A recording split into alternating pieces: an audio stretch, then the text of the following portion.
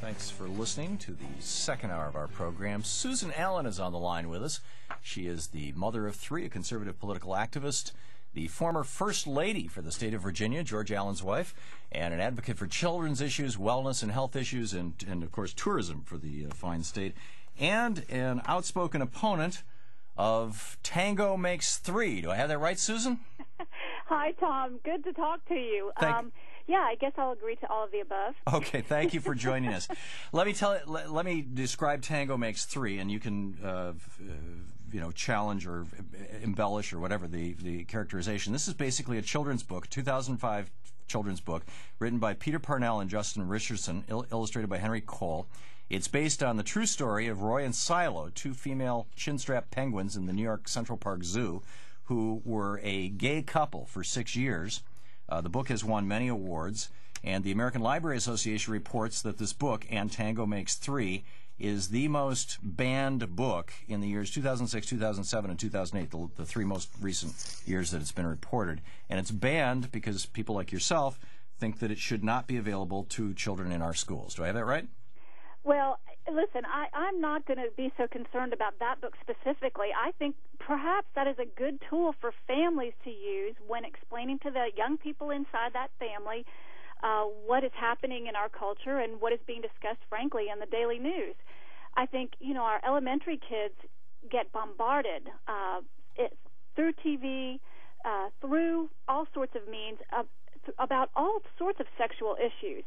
And I believe it's up to the parents within that household or the guardians within that household to try to explain to their children at whatever level they deem appropriate the information that these kids should absorb. So can I parse what you're saying to be a very delicate way of saying that you think this book should not be in the schools, that you don't mind if parents use it? Absolutely. I think a lot of parents probably grapple with how to handle these issues with their children. So why should it not be in the schools when we know over 1,500 species have been documented to display gay behavior? We have, in fact, this is an interesting one. A quarter of all black swan pairings are gay pairings. They're homosexual. And these groups of these, and they're males, typically. And they will, here's from the reference to this, they'll form temporary threesomes with females to obtain eggs and then drive away the female after she lays the eggs.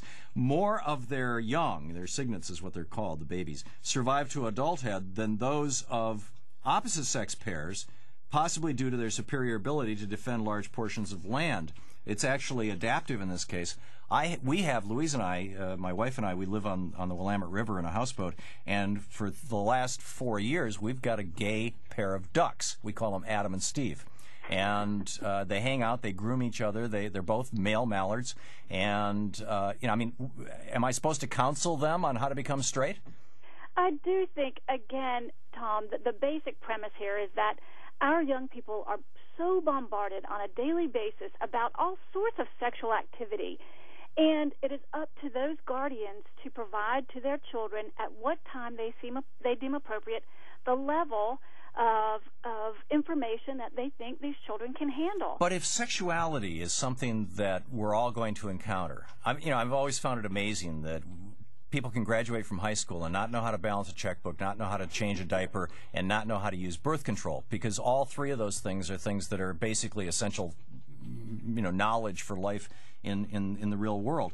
And if sexuality is part of us, and I don't think any of us can deny that, why shouldn't we be teaching in our schools about sexuality? And if gay sexuality is a normal part of, and biologically a normal part of not just mammals, of life, why not teach about that? And this book is a very sweet and non-judgmental way of describing a true story.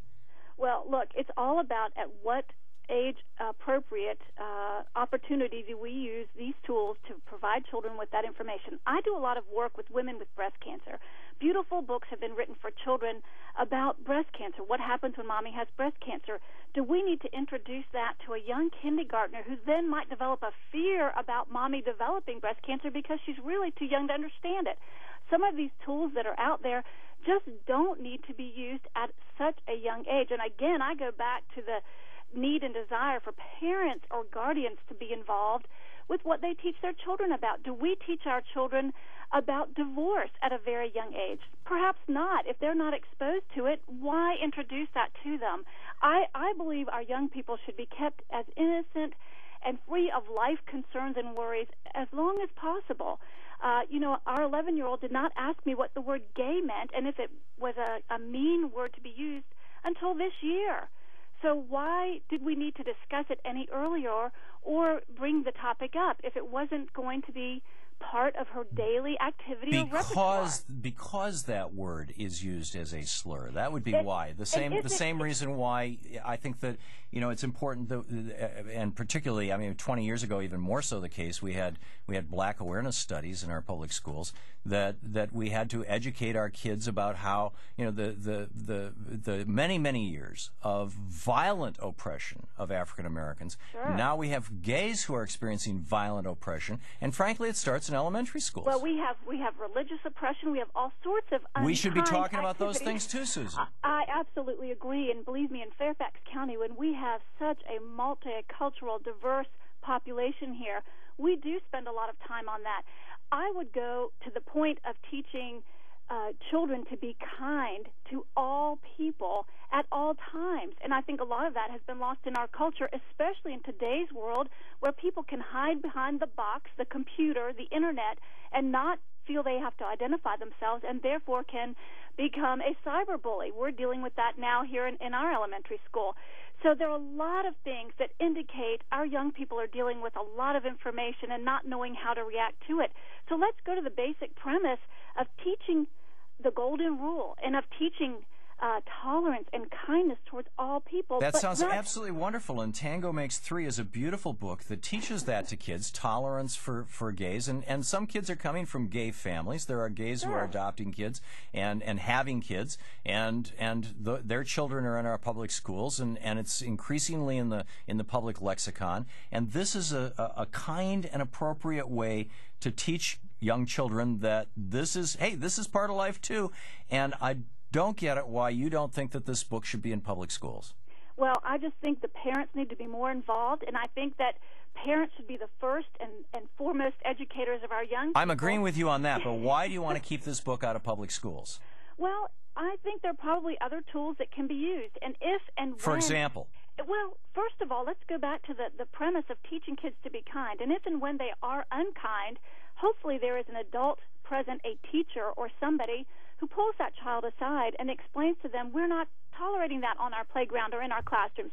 And if the problem becomes bigger, then you have guidance counselors and you have parents you can call or guardians you can call. But there's a spectrum. Everything has to be put in a context. You don't want kids to learn to be kind to the weird guy who hangs around the playground.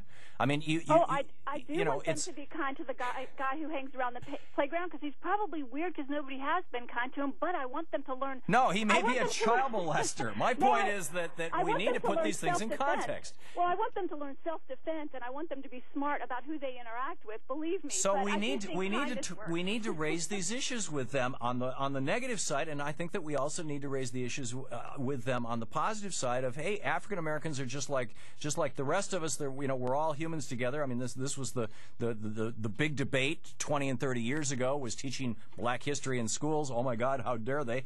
And now it's teaching, that gay is part of normal in our schools. And my guess is that that's your principal objection to this, Susan Allen. I absolutely believe that you're comparing apples and oranges. First of all, when you perhaps upset some of the African American listeners who think that you're comparing teaching homosexuality and civil rights movements. Well, I may upset them, but I'm willing to take that. I am saying that these are both civil rights. Very wrong. I am saying that gay rights are civil rights. I'll say that right up front. Well, again, can we protect our children's innocence to some degree? And at what level do we have to start talking about sexuality to our young people and making them think about things that they may not otherwise Susan, we're talking about mom and dad in our classrooms. Why not talk about dad and dad or mom and mom?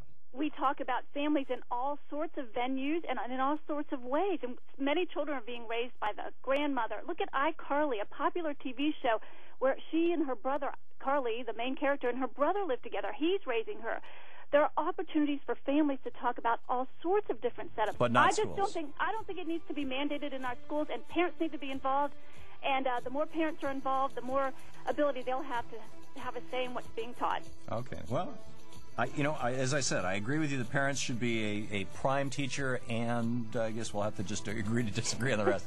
Susan Allen, thanks so much for dropping by today. Great talking with you, Thom. Thank you very much. 16 minutes past the hour.